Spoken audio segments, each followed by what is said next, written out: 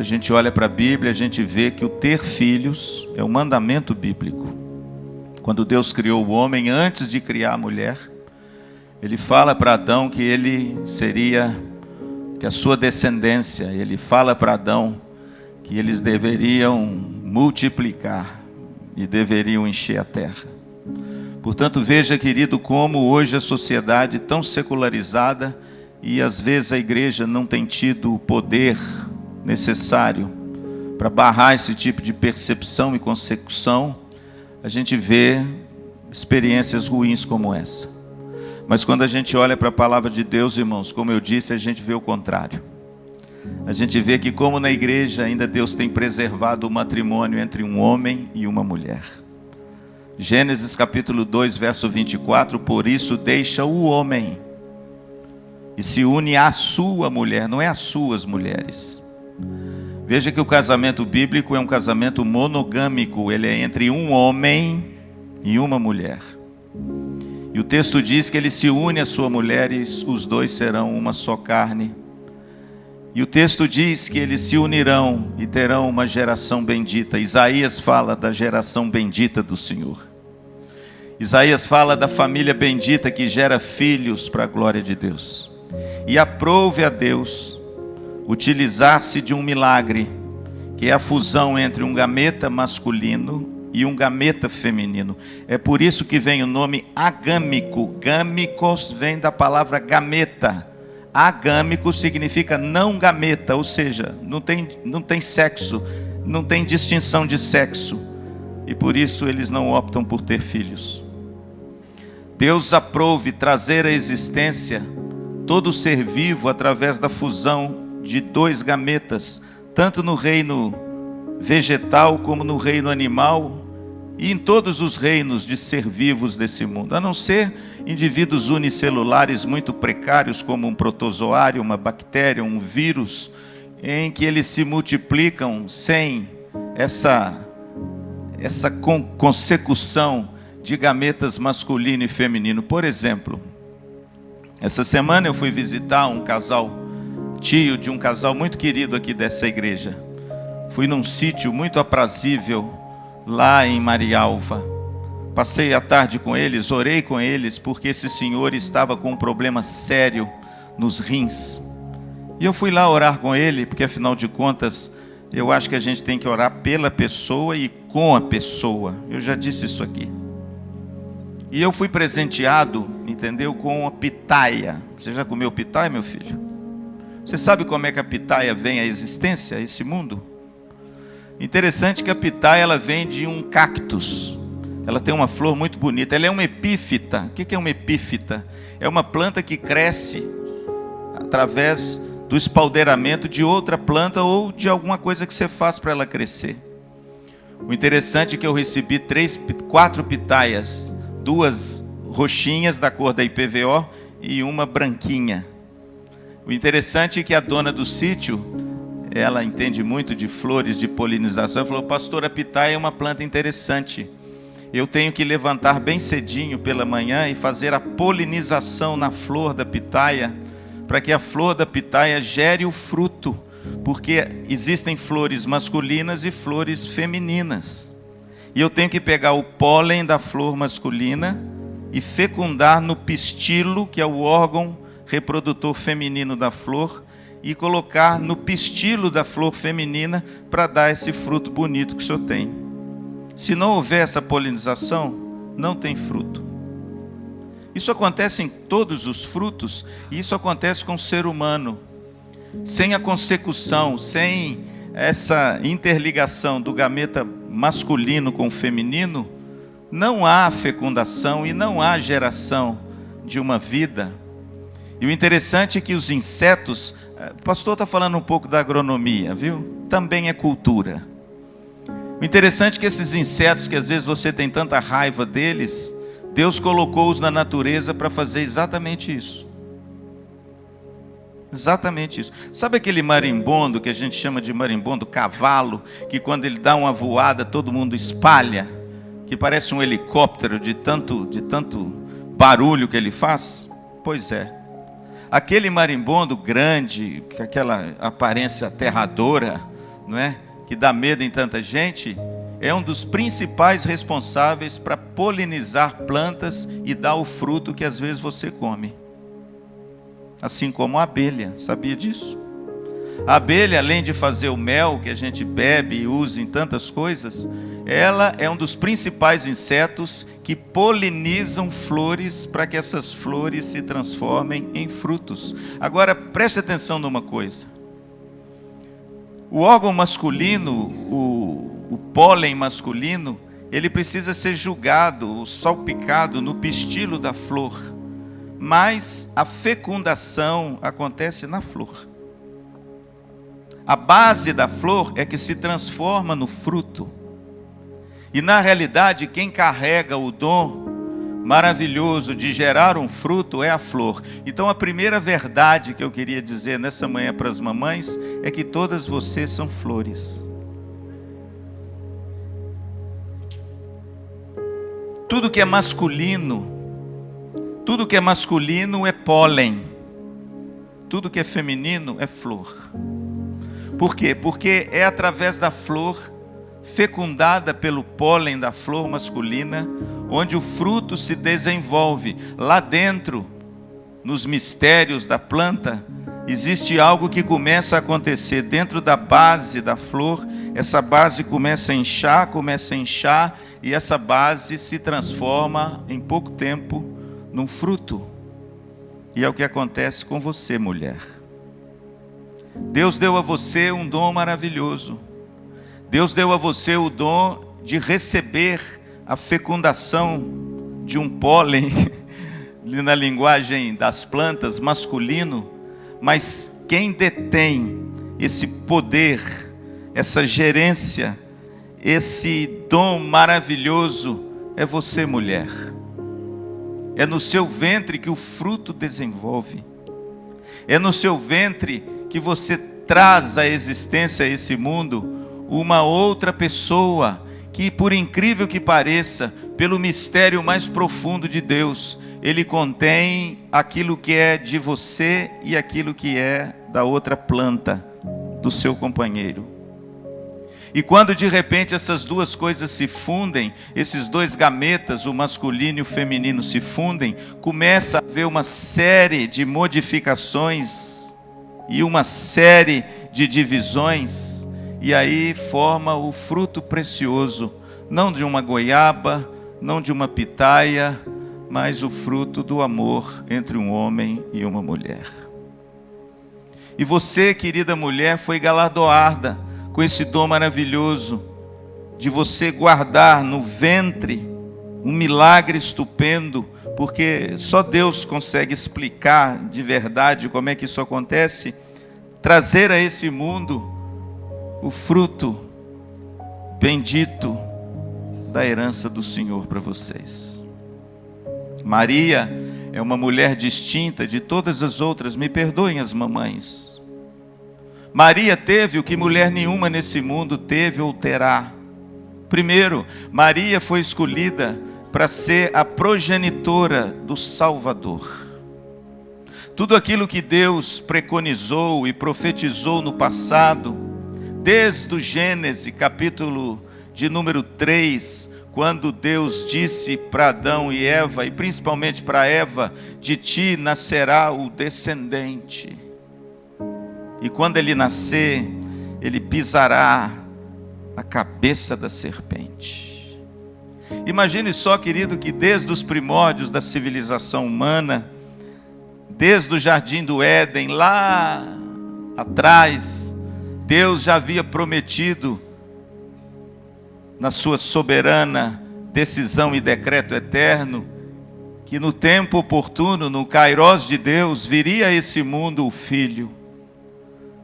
Mas o Filho não através de uma teofania do Velho Testamento, porque o Filho já aparecera no Velho Testamento algumas vezes, mas não revestido de carne, como foi lá em Belém. Por exemplo, foi o Filho que apareceu a Abraão, antes de destruir Sodoma e Gomorra. O texto diz em Gênesis 19, que 3 anjos apareceram diante de Abraão, E 2 anjos saíram para destruir a cidade. E o texto diz que Abraão permaneceu na presença do Senhor. Quem era esse? O filho. Não aquele que nascera da barriga de Maria, não. A segunda pessoa da Trindade, o Verbo eterno, numa theos phainos, numa aparição de Deus na terra em forma humana. Por exemplo, quando Daniel foi lançado e os seus amigos na fornalha ardente, o texto diz que no meio da fornalha tinha um semelhante ao Filho do Homem. Era a pessoa do Filho na teofania do Velho Testamento, livrando aqueles homens daquelas agruras. Por exemplo, você quer ver um outro exemplo? A Bíblia diz que a mãe de Sansão, ela era estéril. Qual era o nome dela? Manoá. Ela não podia ter filhos. E o texto diz que alguém apareceu diante dela, o anjo do Senhor. E todas as vezes que o anjo aparece com letra maiúscula no Velho Testamento, uma dica boa, para você um bom intérprete, ela diz respeito ao filho. A Bíblia diz que o anjo do Senhor apareceu diante de Manoá e disse: olha, eu visitarei a tua esposa e ela terá um filho. E o texto diz que ele ofereceu um sacrifício ao Senhor e ele aceitou o sacrifício. Sabe o que significa isso? Ele não era um anjo qualquer. Por quê? Porque se o for, ele não aceitaria. O anjo apareceu a João na ilha de Pátimos e João se prostrou aos pés desse anjo. Era anjo mesmo, não era o Senhor. E ele diz assim: não se ajoelhe perante mim, ajoelhe perante Deus. Mas ali ele aceita a adoração e o sacrifício. Por quê? Porque é a pessoa do Filho que aparece lá no Velho Testamento em vários lugares, prefigurando aquele que haveria de vir. O apóstolo Paulo diz aos Gálatas que na plenitude do tempo, Deus trouxe o seu Filho à semelhança de homem. E agora Deus escolhe, irmãos, dentre todas as mulheres de todas as eras, preste atenção nisso, de todas as mulheres de todas as eras, desde a era da primeira mulher até a era da última mulher nascida nesse mundo antes de Cristo voltar, Deus escolheu uma. É por isso, me perdoe, mamãe, você é muito especial, mas Maria é mais.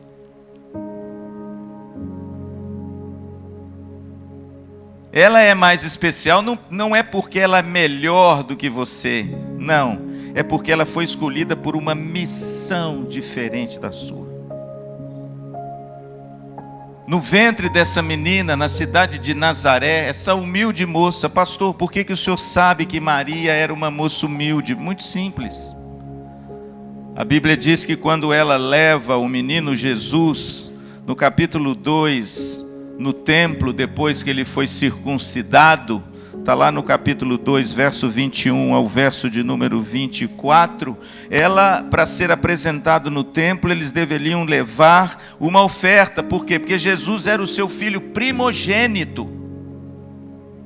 E ela leva essa oferta.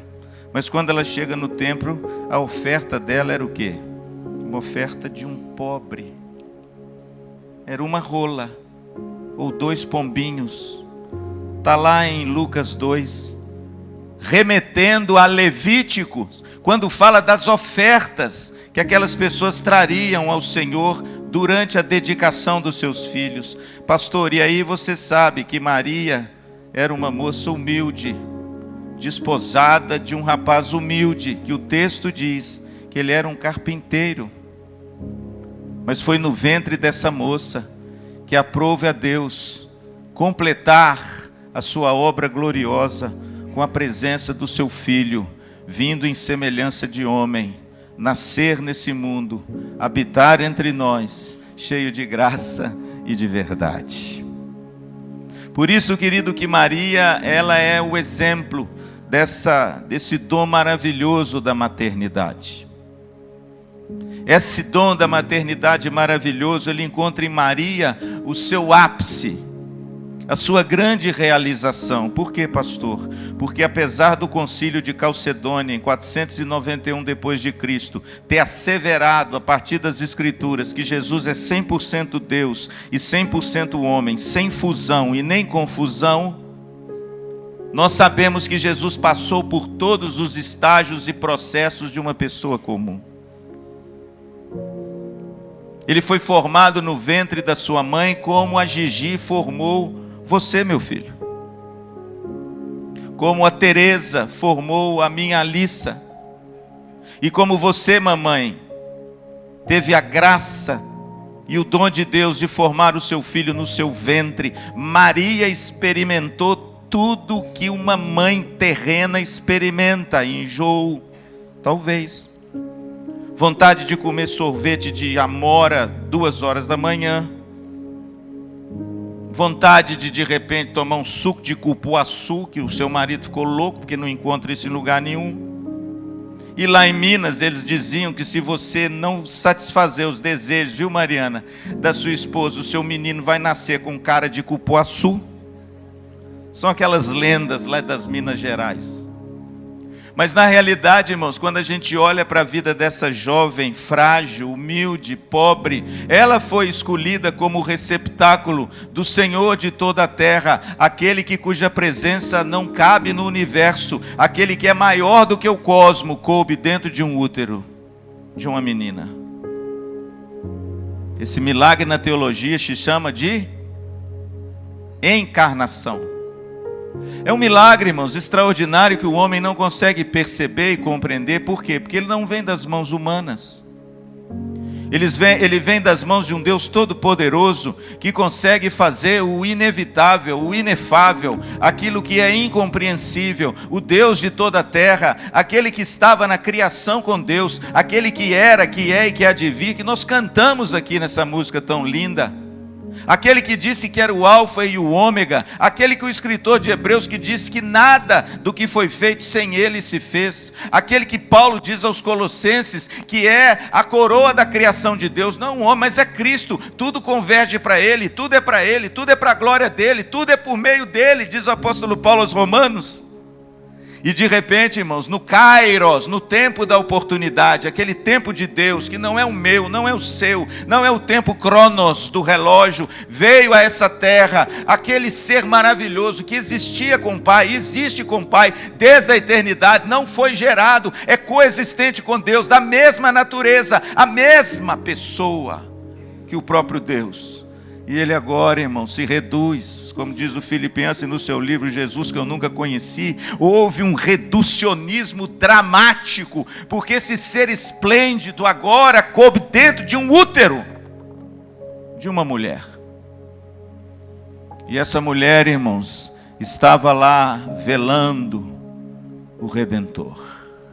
Que responsabilidade, hein? A Bíblia diz, irmãos, que essa menina passou 9 meses velando esse ser maravilhoso no seu ventre, como você. Preste atenção nisso. Maria em Nazaré foi esse processo. Até se completarem os dias dessa menina tão jovem, ela deu à luz a Cristo. O interessante é que eu sempre digo que a maternidade é uma dádiva de Deus. A maternidade bíblica não é fruto de um acaso. A maternidade bíblica é um dom maravilhoso que Deus deu à mulher, um privilégio, mas também uma grande responsabilidade. O Salmo 113, verso 9, o texto diz que Deus faz com que a mulher estéril viva em família e seja alegre mãe de filhos.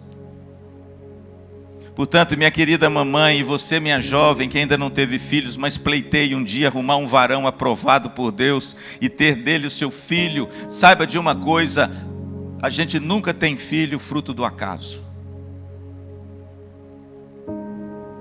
A maternidade é um dom maravilhoso da parte de Deus.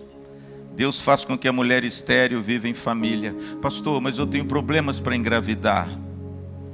Mas hoje nós temos muitas coisas que podem auxiliar essa mulher a ter filhos, porque o sonho da maternidade é um sonho lícito, é um sonho bonito, é um sonho de Deus. A maternidade, irmãos, nunca é uma maldição. A maternidade nunca pode ser visto como algo a ser retirado de você, por uma razão muito simples: ela é uma dádiva de Deus para você. Ela é parte de você. Ela é o plano de Deus para você, independentemente da forma como essa concepção foi feita. A maternidade, irmãos, ela nunca vem de mãos iníquas. A maternidade é um dom sublime que Deus deu a todo ser vivo para a perpetuação da espécie e para a alegria da família, mas acima de tudo para a glória de Deus. Por quê? Porque os filhos são herança do... Mas quando a gente olha para a vida de Maria, irmãos, a gente vê que a maternidade também, ela experimenta grandes alegrias, mas também grandes desafios. E eu vou dizer a vocês, irmãos, como essa menina enfrentou desafio.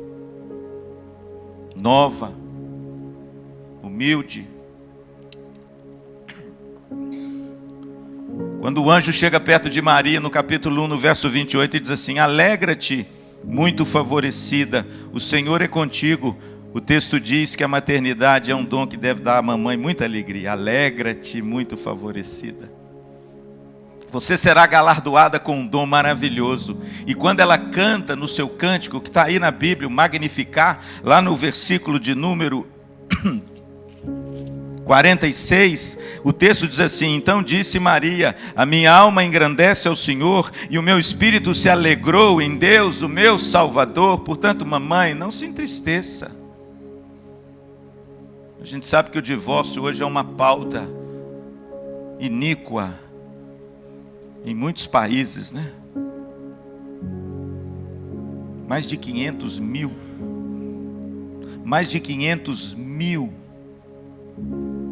abortos são feitos na Índia por ano. Por quê, pastor? Porque lá eles preferem um menino à menina. E quando eles entram nas clínicas clandestinas para ver o sexo e descobrem que é menina, eles abortam. 500 mil meninas são mortas todo ano na Índia.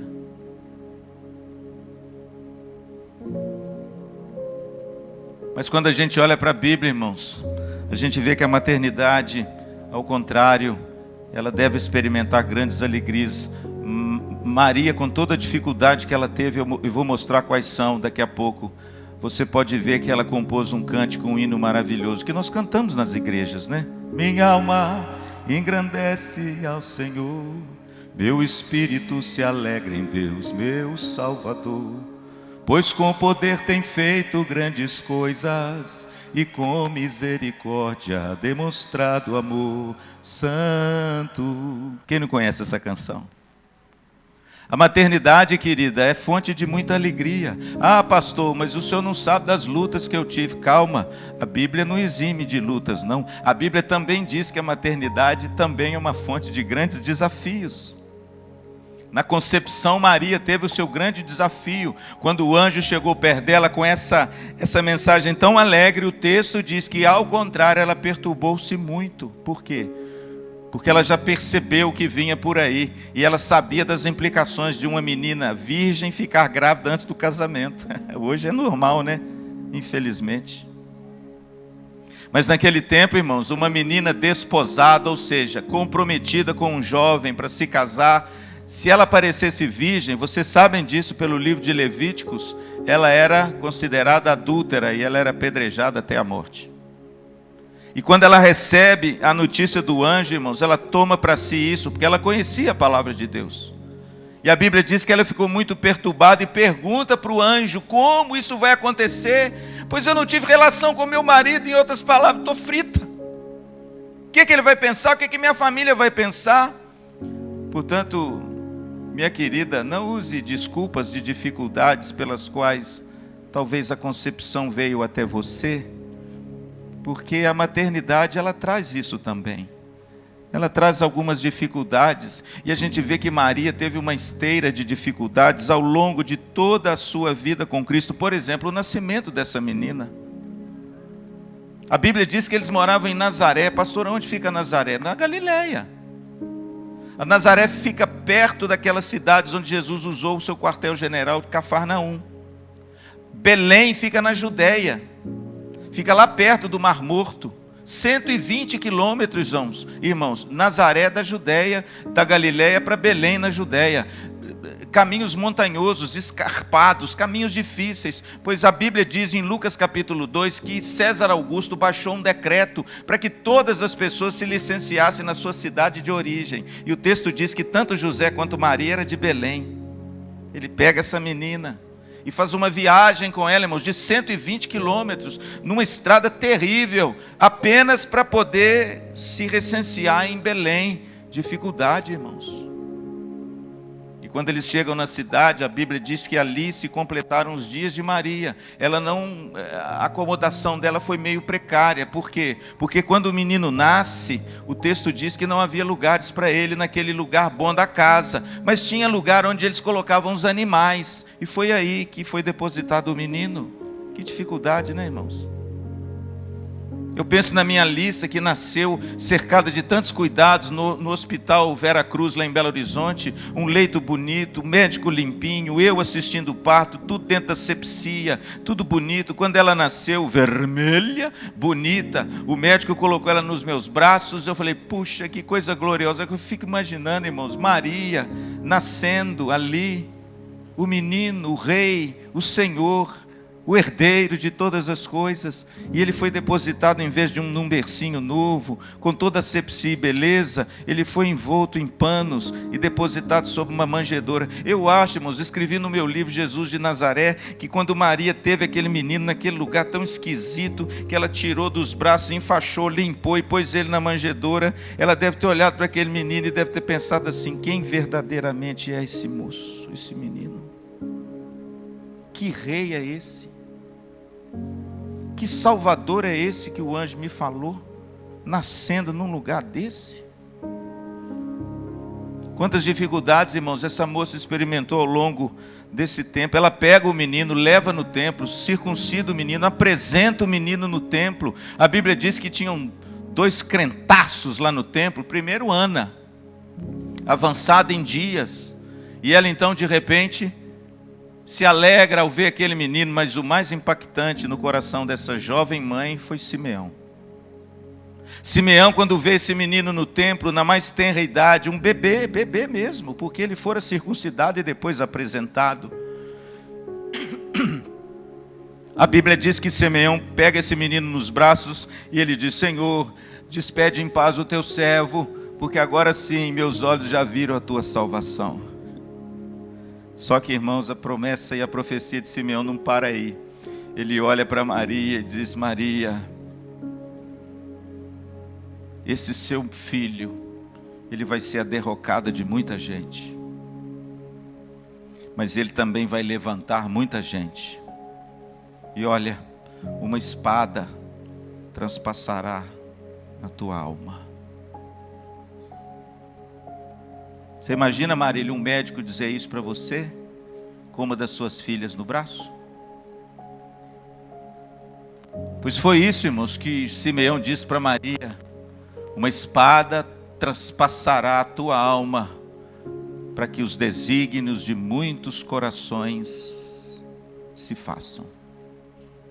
Veja, querido, que ao longo dessa maternidade tão sublime, Maria enfrentou lutas tremendas. Você quer ver uma coisa? A Bíblia diz que Herodes baixa um decreto mandando matar todas as crianças de 2 anos para baixo. Lá vai essa menina enfrentar uma dor tremenda.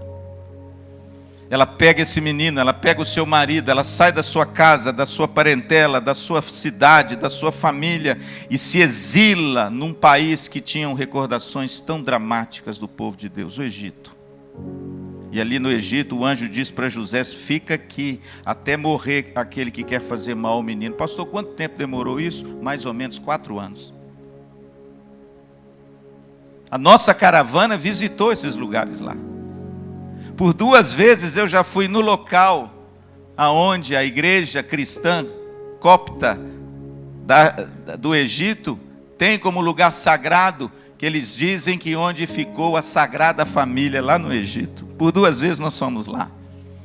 Por 2 vezes nós fomos ministrados naquele lugar tão bonito, tão cheio de história. Pastor, é lá mesmo? Não sei, mas eles têm essa tradição muito arraigado lá.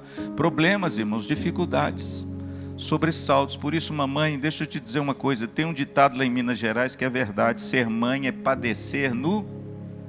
Já ouviu isso? Não é bíblico não, mas é verdadeiro. Deus nunca prometeu, irmãos, que a maternidade seria um mar de rosas, mesmo porque a primeira mãe enfrentou agruras tremendas com seu filho, e olha que ele era um filho muito obediente, mas muitas circunstâncias difíceis. Por exemplo, o pastor Luciano nasceu em 1964, sabia? Quando o Brasil expurgou o comunismo através dos militares, que eles chamam de golpe de Estado, né? A gente precisa ler a história direito e não aquela história que os livros contam com um viés socialista ou comunista ou marxista. Infelizmente, é tudo meio deturpado.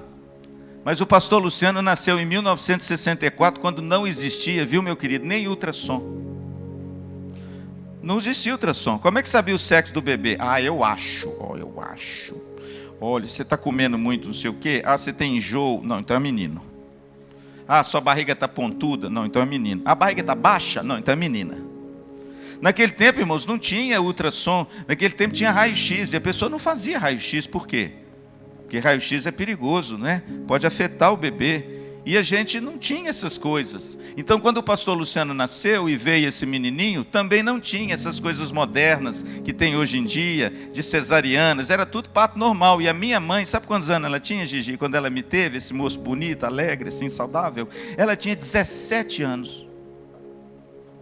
A minha mãe, com 17 anos, me teve. Sabe qual o problema que teve na concepção que a minha mãe teve? Porque naquele tempo não tinha cesariana. Eles não podiam fazer cesariana. Cesariana era coisa de rico. Não tinha plano de saúde que pagava cesariana. E a mamãe não tinha dilatação para eu nascer. Não tinha, Mariana. Eu fui retirado com um aparelho que hoje é proibido. Você sabe qual é? Os velhos usam... Velhos não, porque eu não... Por favor, eu sou velho. Qual que é o aparelho que antes eles retiravam os fetos quando não tinha dilatação e não tinha a contração necessária? Sabe qual é, meu filho? Sabe, né? Como é que chama? Parabéns. Ganhou uma estrelinha. É isso mesmo. Pastor Luciano foi retirado com fórceps. Fórceps é um aparelho que parece um alicate grande, que ele tem uma coisa assim, que ele pega a cabeça do bebê, introduz na vagina da mulher, e lá dentro ele abre, pega a cabeça do bebê, fecha e puxa. Eu acho que por isso é que eu nasci bonito assim, inteligente, com esse cabeção. E eu acho que é por isso até hoje que quando eu fiz o exército, eles tiveram que rapar minha cabeça, e eu tenho umas ondulações aqui atrás da minha cabeça. Até hoje eu passo a mão e vejo essas ondulações aqui, de um lado e do outro. Minha mãe dizia o seguinte: filho, essas ondulações que você tem é onde que o fórceps te pegou.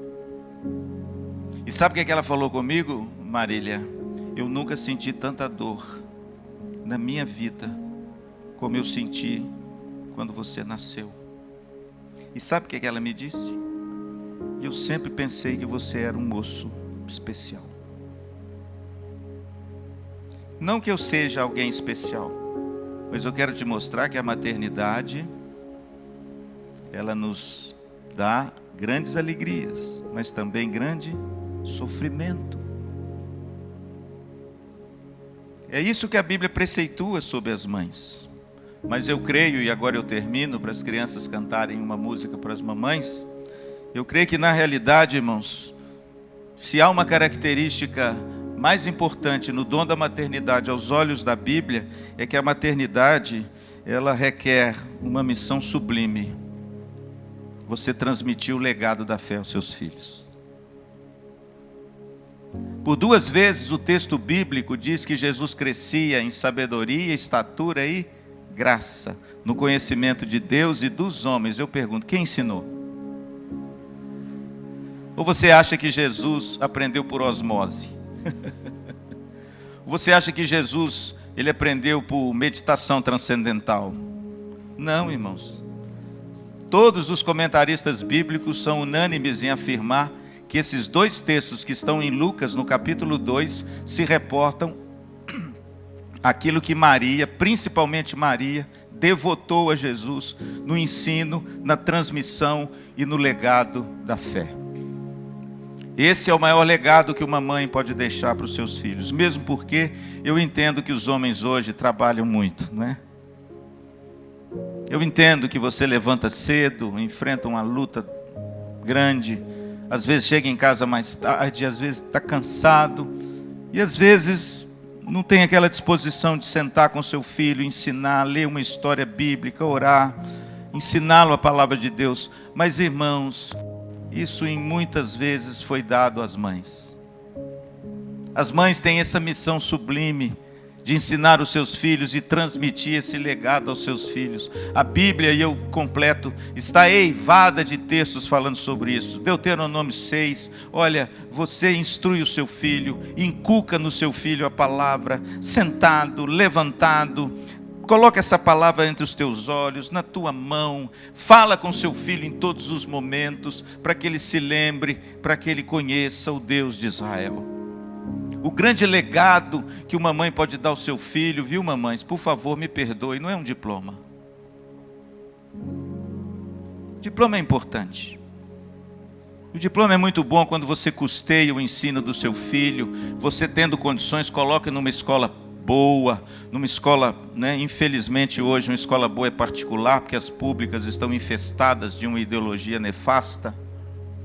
Não é pecado algum você investir o seu orçamento na formação do seu filho, da sua filha. Isso tudo é muito bom, irmãos. Eu fiz isso a minha vida inteira com a minha única Alissa. É uma bênção você querer que o seu filho seja alguém, tenha um diploma, intelectualmente preparado, emocionalmente estável. Mas, irmãos, deixa eu te dizer uma coisa, nada disso vale se ele não tem a fé. O maior legado, irmãos, que uma mãe piedosa pode dar para o seu filho não é um diploma. O maior legado que uma mãe pode deixar para o seu filho é a fé. É a transmissão da fé. É a convicção de que o seu nome e o nome de Cristo serão perpetuados naquela criança, naquele menino, e que quando ele crescer, ele vai perpetuar e perdurar a fé dos nossos pais. Olha o que um comentarista do texto de Deuteronômio de Efésios capítulo 6, quando fala lá no verso 4, que os pais têm que ensinarem os filhos, têm que se devotarem aos seus filhos na admoestação, na disciplina e na instrução do Senhor. Olha o que ele escreveu. O cristianismo é somente uma geração, é uma geração. Nós estamos aqui uma só geração, eu não vou viver duas gerações, eu só vivo uma geração. Se essa geração falhar na transmissão da fé, o cristianismo desaparecerá da face da terra. Sabe o que significa isso, mamãe? Você tem uma missão sublime, maravilhosa, privilegiada. O que, pastor? Passar o bastão da fé para os seus filhos.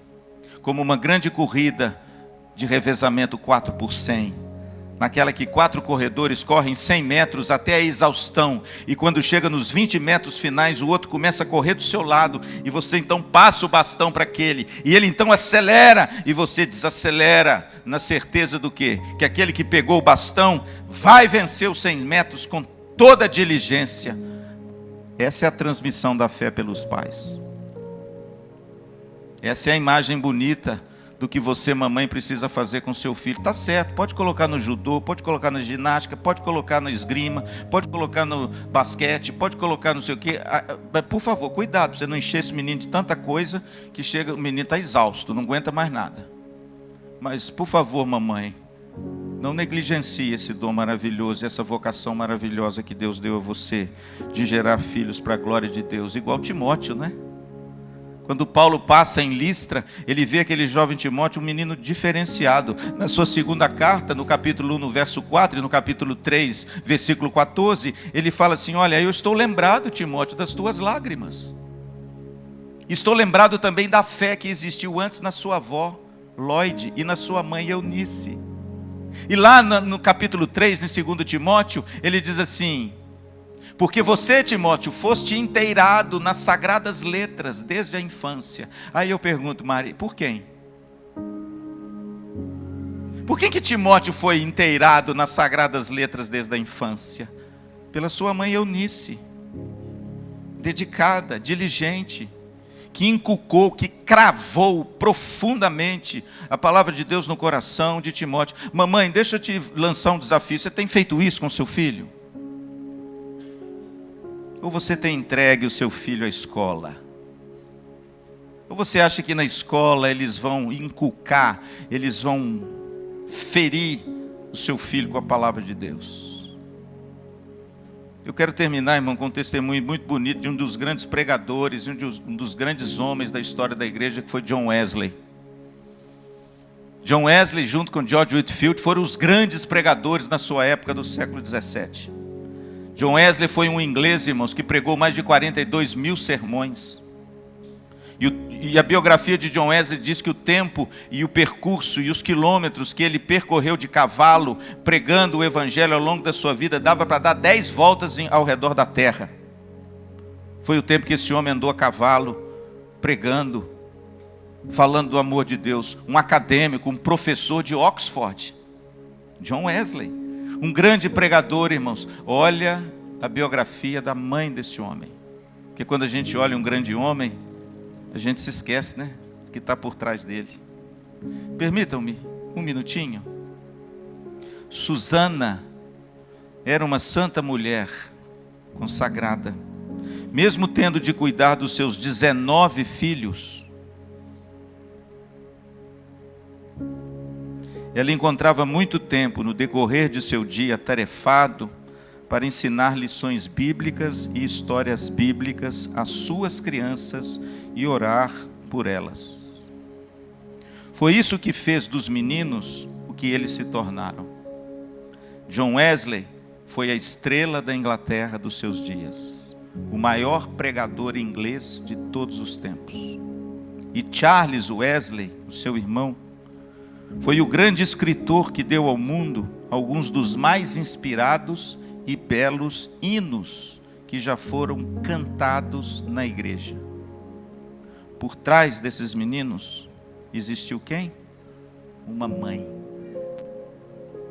que instruiu os seus filhos, que gastou tempo com seus filhos, que mostrou aos seus filhos a beleza de Cristo, primeiro com seu caráter, mas que cravou profundamente, como uma flecha crava a sua presa, a palavra de Deus no coração dos seus filhos, porque é isso que significa a palavra inculcar no hebraico, uma flecha pontiaguda que penetra profundamente na caça. É isso que significa inculcar. O interessante é que John Wesley escreveu sobre a sua mãe: eu aprendi mais sobre o cristianismo com minha mãe do que com todos os teólogos que eu estudei ao longo da minha vida. Mamãe, você tem um legado glorioso, amém? Mas uma responsabilidade do mesmo tamanho. Você tem nas suas mãos o futuro do Evangelho. Transmiti-lo aos seus filhos, para que os seus filhos transmitam aos filhos dos seus filhos, e a igreja não morra, e o cristianismo não acabe, amém? Deixa eu fazer uma pergunta às mamães, vamos ver se elas vão me responder. Quanto tempo dura a maternidade? Vai, Mari. Claro, claro. Queridas mamães, a maternidade dura para sempre, tá bom? Maria acompanhou junto com seus outros filhos, porque o texto diz em Mateus 13 e Marcos 6, que Maria teve muitos outros filhos e filhas, e todos eles acompanharam o ministério de Jesus durante a peregrinação de Jesus na terra. Mas Maria, irmãos, de forma muito especial, acompanhou muito de perto o seu filho até o fim. Lá em João 13, deixa eu terminar, lá em João 13 diz que Jesus, tendo amado os seus que estavam no mundo, amou-os até o fim. Mas deixa eu te dizer uma coisa, a maternidade também é um dom, que ama até o fim. Por quê? A única, dentre todos os discípulos de Cristo que estavam junto da cruz, que perseverou em estar com seu filho no momento mais doloroso, quem foi? Maria. Sabe o que é isso, minha irmã? Maternidade é para toda a vida, viu? Tem jeito não. Casou? É filho do mesmo jeito. Saiu de casa? Continua filho do mesmo jeito. E o amor é do mesmo tamanho. Amém, mamãe? Então, olha, Deus te abençoe muito. Se alegre com esse dom maravilhoso e crie seus filhos para a glória de Deus. Amém?